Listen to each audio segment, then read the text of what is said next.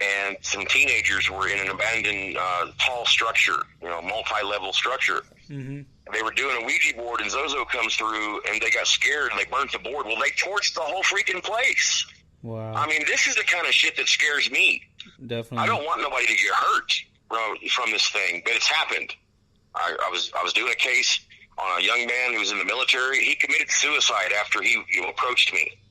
Wow. So it's these kind of things that why I believe in it so strongly, that it can be dangerous, even if we're really not talking to the spirit world.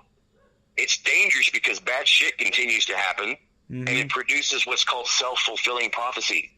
You can talk yourself into death. It's pretty easy. And this whole psychology of the Ouija board I still find very fascinating. And I continue when I'm on radio. I'm not going to bullshit you and tell you, yeah, get on a board, man. It's really cool. I'm not going to be that guy. Yeah. No, I think that's wise.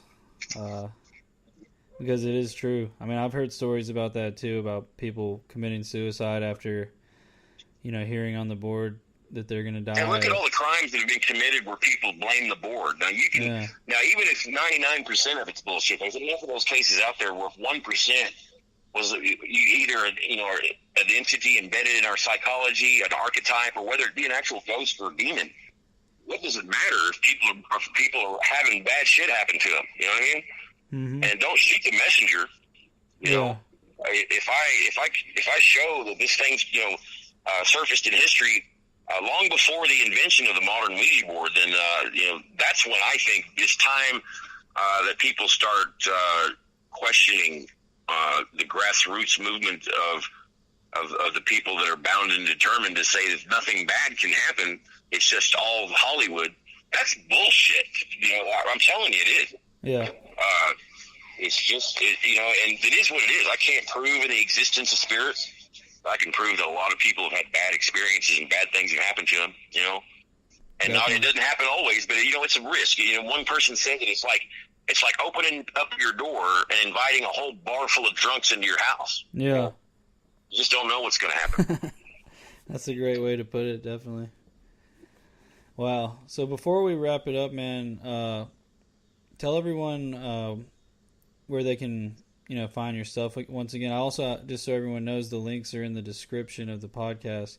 But just let everyone know once more where they can find your stuff. Yeah, if you Google Darren Evans, you'll come up with all kinds of stuff, mainly my blog.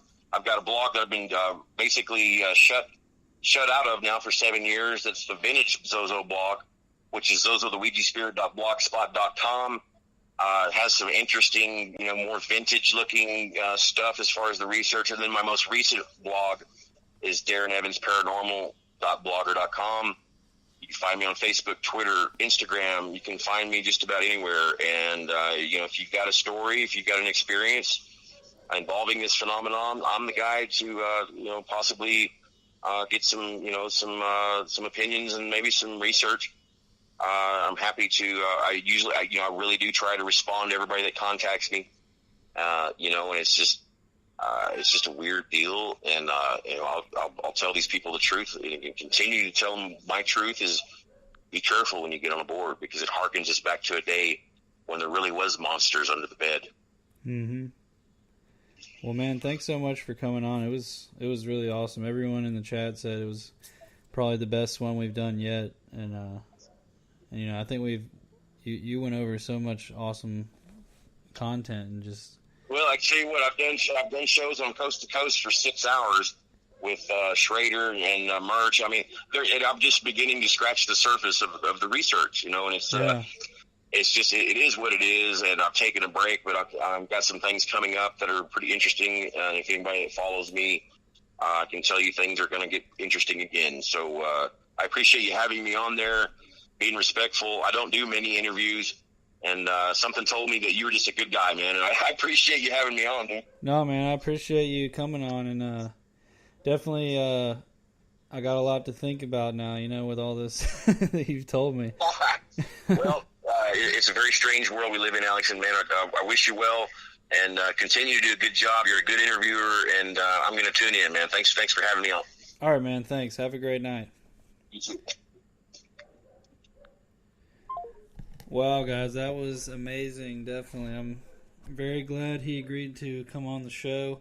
I haven't read the Zozo Phenomenon book yet, but I did pick it up on Amazon. And for paperbacks, I think it said there was only 4 copies on there right now. So definitely go grab your copy if you have not gotten it yet, because I'm gonna get it and read it. And yeah, that was awesome though, guys. Be sure to stay tuned. Next week we got Bill from Billco Productions coming on. He produced and directed the film Cultured Bigfoot, where it kind of goes into the people behind researching Bigfoot and everything. And his new film is going to be Paranormal Bigfoot, which kind of goes more into the they call it the woo side of Bigfoot, where people believe it's more of like a spiritual being or extraterrestrial, things like that. But this was awesome. Let's do it again next week. Everyone come on back in the chat. And guys, I'm thinking going live on YouTube after this and do a quick session at Spirit Box or something like that. So if you want, head on over to the Spectral Wolfpack YouTube and we'll keep this party rolling. But yeah, thanks guys. Thanks for coming out tonight. It was an awesome show. Huge thanks to Darren Evans for coming on. We could have probably gone on for another hour, but hey, save that for a future show. All right, guys. See you soon.